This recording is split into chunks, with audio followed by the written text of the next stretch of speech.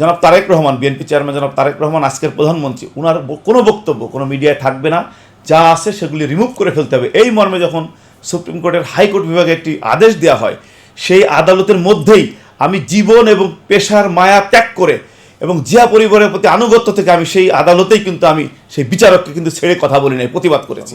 5 তারিখে কারফিউ ভেঙে আমরা শাহবাগের সবার আগে আমরা পৌঁছেছি সেখানে, এবং আমাদেরকে দেখে ছাত্র জনতারা উৎসাহিত হয়েছে এবং পরবর্তীতে শাহবাগ স্কোয়ার ছাত্র জনতার নিয়ন্ত্রণে এসেছে। 94 তখন ক্লাস 9-এ পড়ি, আমি যশোর বসুন্ধিয়া স্কুলের হোস্টেলে থাকি। তখন থেকেই আমার পিটি স্যার দীপঙ্কর স্যার, তিনি এখনও বেঁচে আছেন, তিনি আমাদের পিটি করাতেন।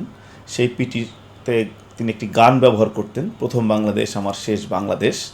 সেই থেকে এই বিএনপির প্রতি ভালোবাসা। কলেজে ছাত্র দলের রাজনীতি দিয়ে আমার কলেজ রাজনীতির যাত্রা শুরু। সব মশার বিরুদ্ধে সুরক্ষা দিতে এলো বসুন্ধরা এক্সট্রিম অ্যারোসল, মশার বিরুদ্ধে এক্সট্রিম সুরক্ষা। আমি সেখানে প্রথম ছাত্র আন্দোলন করি। তখন আওয়ামীপন্থী একজন শিক্ষক ছিলেন প্রফেসর শরাফত, তিনি শ্রেণীকক্ষের মধ্যে তিনি শহীদ প্রেসিডেন্ট জিয়াউর রহমান সম্পর্কে কটূক্তি করতেন এবং শেখ মুজিবুর রহমানকে জাতির পিতা বলতে হবে বাধ্য করতেন ছাত্রীদেরকে। তখন আমি সেই ক্লাসে প্রবেশ করি এবং ছাত্রছাত্রীদেরকে নিয়ে আমি ব্যাপক আন্দোলন গড়ে তুলি। প্রথম 2001 সালে আমি প্রথম রাজনৈতিক মামলার আসামি হই। 2010 সালের বিএনপি আহত প্রথম হরতাল, তখন ঢাকার অবিভক্ত ঢাকার মেয়র ছিলেন জনাব সাদেক হোসেন খোকা, তার নেতৃত্বে আমরা ব্যাপক পিকেটিং করি হরতালের সমর্থনে কাপ্তান বাজার নবাবপুর রোডে। এবং বারবার আমি যখন পুলিশ আমাদেরকে বিচ্ছিন্ন করে দিচ্ছিল, আমি অর্গানাইজ করতেছিলাম, স্লোগান দিচ্ছিলাম।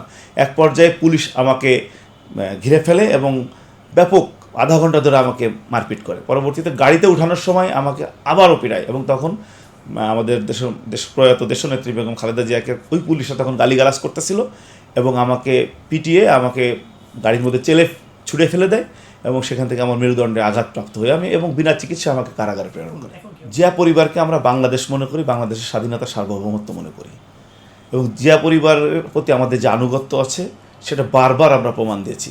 যখন দেশনায়ক জনাব তারেক রহমানের বিরুদ্ধে এবং জনাব জুবাইদা রহমানের বিরুদ্ধে যখন আদালত একটি রায় দিল, তখন আমরা সুপ্রিম কোর্টে ব্যাপক মুভমেন্ট করি এবং সব তছনছ করে দেই, সেটা আপনারা জানেন।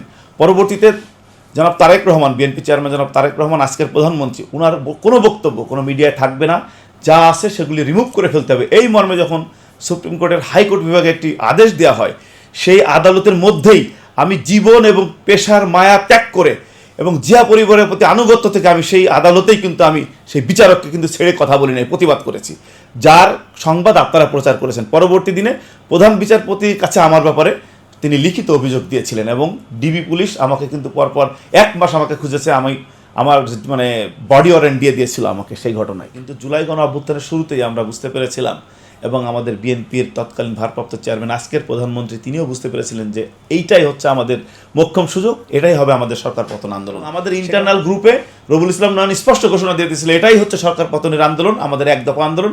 মহানগর দক্ষিণ যুবদল এই সরকারের পতন না করে আমরা ঘরে ফিরে যাব। এবং 18 জুলাই প্রথম ফকিরাপুলে আমাদের উপর পুলিশ গুলি করে, পরবর্তীতে 18 জুলাই আমাদের উপরে পুলিশ আবারও গুলি করে এই যে কাকরাইল মোড়ে। আমরা যখন রমনা থানা, ট্রাফিক অফিস রমনা, তারপরে শাহবাগ, এই প্রেস ক্লাব, এই এরিয়া আমরা মুভমেন্ট করেছি, পল্টন মোড়, কাকরাইল মোড়ে, নাইটিঙ্গেল মোড়ে। তখন আমরা কিন্তু পুলিশের এবং বিজিবির গুলির সম্মুখীন হয়েছি এবং রবুল ইসলাম নয়নের নেতৃত্বে আমি ঢাকা মহানগর দক্ষিণের 24টি থানা 80টা ওয়ার্ডের নেতৃবৃন্দকে চূড়ান্ত আন্দোলনের জন্য আমি অর্গানাইজ করতেছিলাম।